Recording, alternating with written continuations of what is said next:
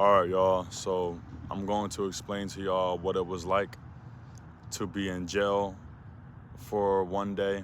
And again, I'll show y'all here. There's my mugshot, just so that y'all can see. And I got a little story about that too. But hopefully I remember at the end of this video. All right, so hopefully I can do one whole take on this and then let y'all know what's going on. So pretty much, before I got in the cell, I was in the, when the state trooper arrested me, we drove to the center, the jail center, and thank goodness I still had my phone on me. So I knew that I needed somebody to come get me, right? Or I knew I was gonna need a bond, because I'm like, you know what, if they take my phone and everything, I ain't gonna have nobody to call. I ain't gonna know no numbers, none of that. So while I'm handcuffed in the back, I come out, I get my phone, thank goodness. I grab it and I start dialing or calling somebody, right? And then I sent my location. Okay, I share my location with that person. I won't say the name, but that person means everything to me. So now that the person know, the sheriff finally came to the car. You know, they pulled me out and they took my phone away. And after they took my phone away, they put me into the area where I took my mugshot. I had to get undressed. They patted me down. The dude said I was very cooperative, obviously, but you could just tell, like, something just not right. My spirit was not right with a lot of people, sheriffs in there. You could just feel it. You know what I'm saying? When you feel racism, you will feel it. Even before that, I saw this other group of people that were in uniform, but they looked like straight German Nazis. I'm not even messing with y'all when I tell y'all this. Another story. Anyway, so when I got in, they said, you're gonna go to cell 5. I'm like, all right. So they make me log into the system, my inmate number and all that, put my PIN in, and then they put me into cell 5, okay? Now, when I walked into cell 5, I did not expect to see more than, I only thought I was gonna be the only one in that cell. There was like 10 to 11 dudes in there, all in that cell, and I'm in the middle. And in the cell, I'm gonna tell you what's in the cell. Concrete, 2 toilets, toilet paper, and something to wash your hands, like a faucet. That's it. There ain't nothing else in that cell. And there ain't no TV. There's no media, no phone, no entertainment. It's just you with a bunch of grown men in a cell, pretty much rotting in a cell. So I went in, nobody gave me problems, but I kind of made it known, like, I didn't say anything. I just knew, like, no one gonna mess with me here. And when it was time for everybody, we all ended up going to sleep. So we had to sleep on the floor, right? But when the sheriffs woke us up to eat breakfast, they would give us, they would just slide the trays to us or hand it, whatever. Some of it was slid, regardless. And the food looked like pig slop. I did not eat it. There was something told me, don't eat this food. You gotta fast. So they had the food. I gave my tray to another dude. I said, eat it, bro. I'm not eating none of this. And they give you water. And the trays is just like, brown trays, whatever. So after that, we give them back the stuff. They lock the door. And then you just in there all day with these bulls. So one bull came up and he was apparently shot 3 times. And he was in a lot of pain. Because I'm looking at all the bulls in the cell.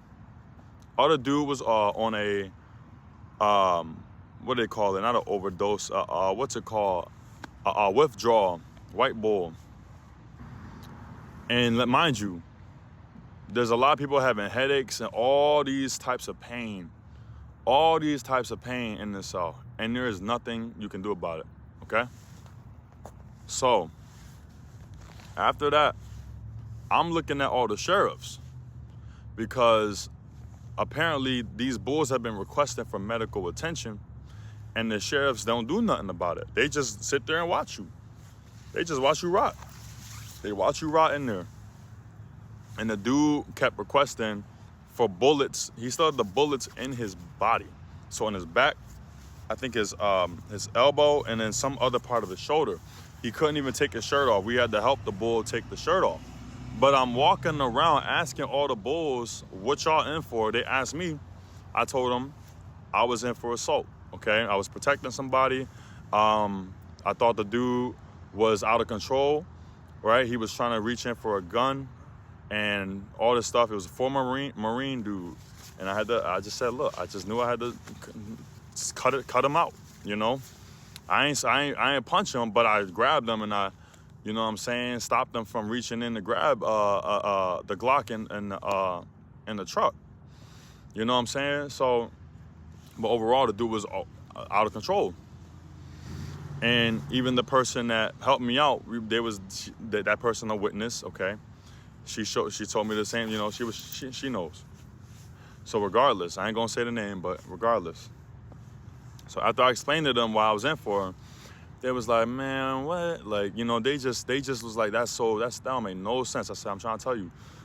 So this one bull, so this one bull comes and he's covered in chains, okay? So he got chains in his wrist and on his ankles, right? And when you have chains on your ankles, you really in there for a while, right? You did something bad, apparently. So I asked him, what's your bond? He said, they pushed it to $500K. I said, $500K? They gonna keep you in chains for $500K until you get $500K to get out. And then he said, bro, and when he explained to me what he did, it was not a $500K bond. I was like, oh, no, that's crazy. You know, something with a car, right? But regardless, it was just out of control because he said that it was at first $250K, but they doubled it. But he told me how they all need money. All these people all these sheriffs and the police department need money, so they charge you all these fines and fees. But back to the cell. I don't want to get off topic. Back to the cell. The dude was knocking, requesting for a nurse. So the nurse comes up, and the nurse basically says she can't help him at the moment, right? And it's just messed up.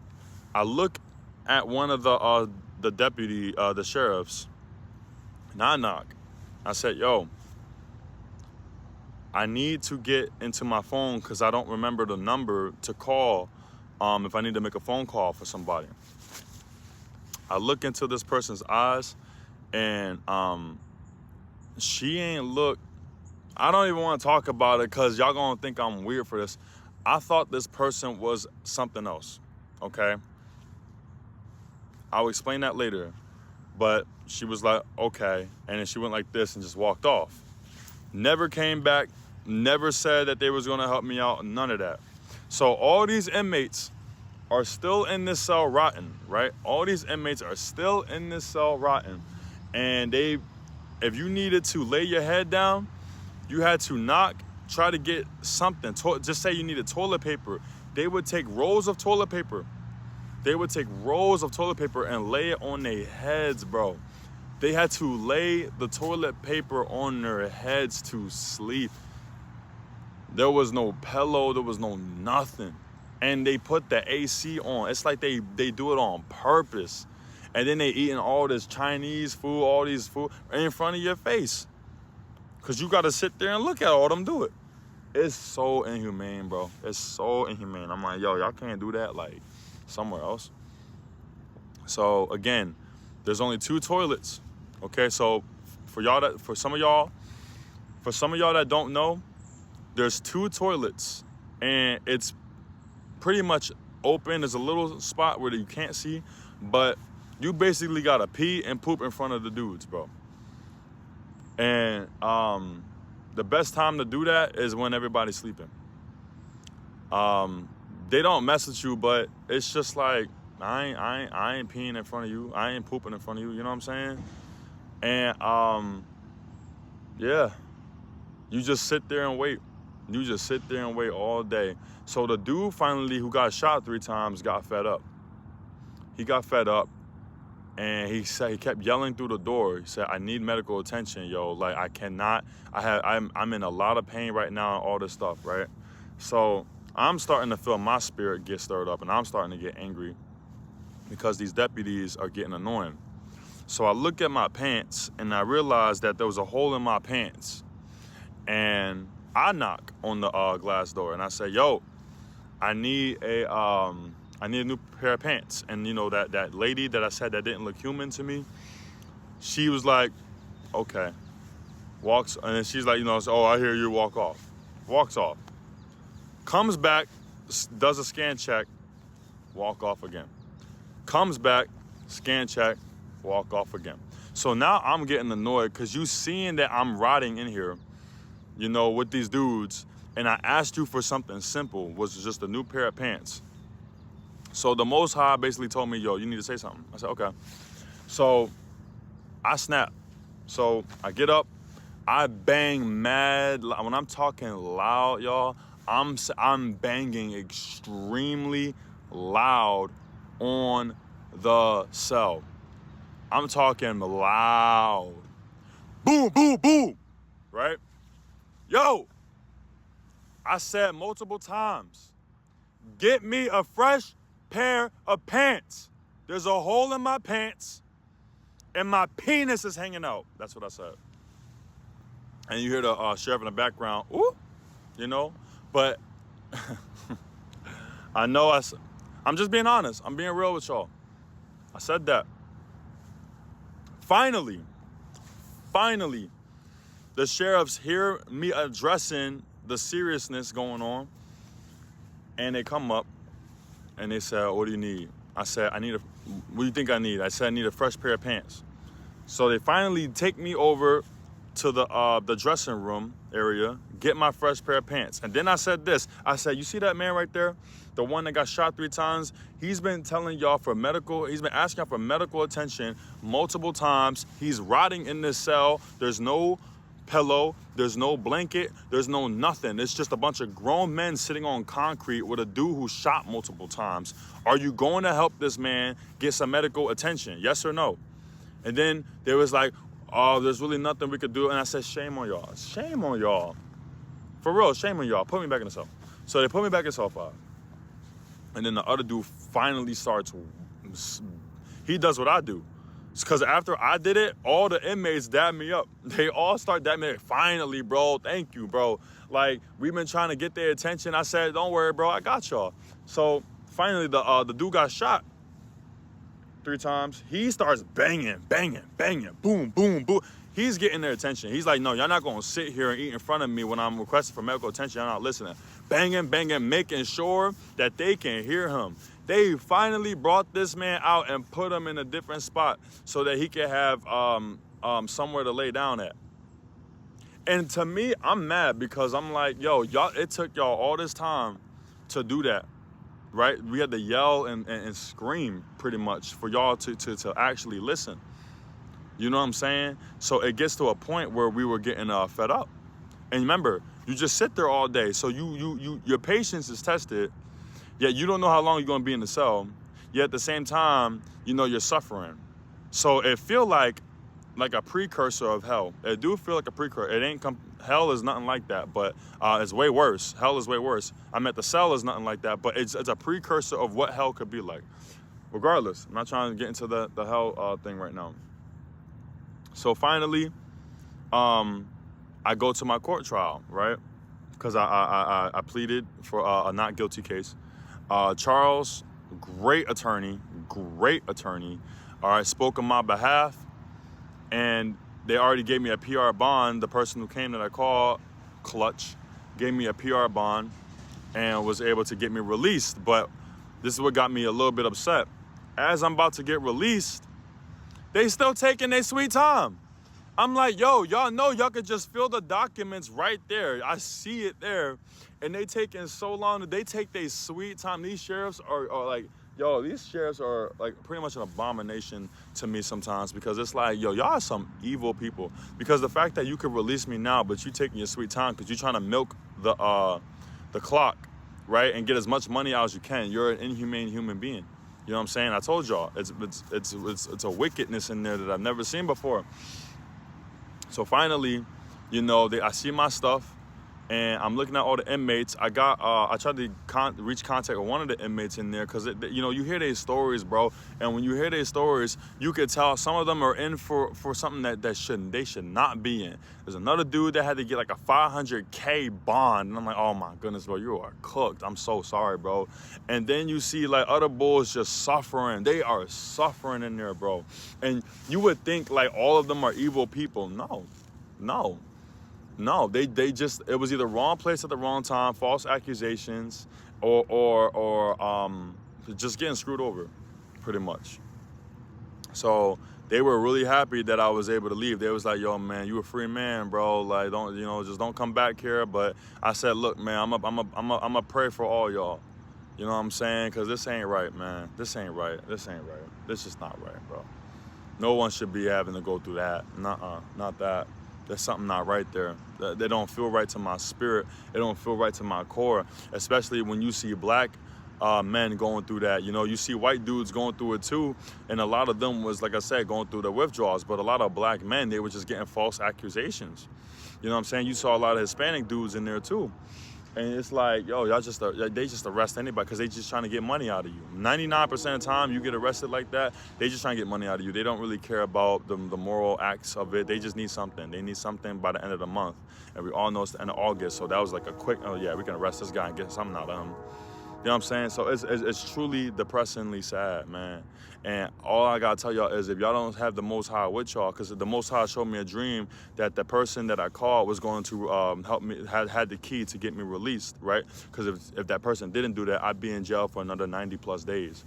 I'd probably be in there longer. They probably would have sent me somewhere way longer. But then again, you know what I'm saying? Like, I'm just glad that I had people of Yahuwah to help me out there, because I really tried to do the right thing. But at the same time, you know, you got to be careful. You know, you never know when, you just don't know when it's going to be you. You know what I'm saying? You don't know when it's going to be you. You don't know when you're going to be the person in that cell.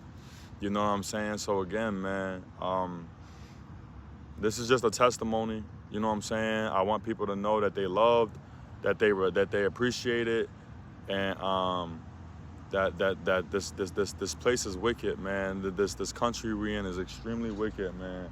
And I'm allowing for the people who are struggling right now, who you know, whether you're an inmate, whether you're a worker, whatever you are, a citizen.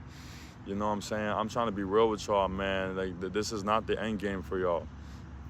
So y'all really got to get y'all lives right with the Most High, because you don't want to be what's coming. You don't want to head to what's coming. You know what I'm saying? You know, you got to get out of this crooked nation's mindset, and you got to get right with the Most High, man. I always wanted to just have a pickup truck and start my own moving business, my own moving company, and get away from all this nonsense. But at the same time, I have to be a living testimony. I have to be a living testimony and go through what everybody else is suffering from. I had to see what it's like to go to jail. I had to see what it's like to be in a homeless shelter. I had to see what it's like to be in a mental hospital. That was part of my first testimony. I had to see what it's like to have your own family just come against you. I had to see what it's like to go through all that, so that whenever somebody came up to me and said, you'll never know what it's like, I know exactly what it's like. I know exactly what it's like to feel like you're broke and you got nothing, and then they just lock you up, and then they just put all these false accusations and all this stuff to get more money. It is draining, man. It is draining, and this is why the Most High has to judge this nation, bro. I'm trying to tell y'all. It is a sad nation. This is a sad nation, a wicked nation. You know what I'm saying? So again, y'all, I love y'all to tell y'all the truth. The truth is, man, it's very inhumane here. It's very inhumane here. And you start to have pity on the dudes that get locked up like this, man. I would not wish that on nobody. I wouldn't wish that for nobody. I'm trying to tell y'all it's bad out here, man. I'm trying to tell y'all it's bad out here. So again, I love y'all, man. Be safe out there. And till next time, shalom.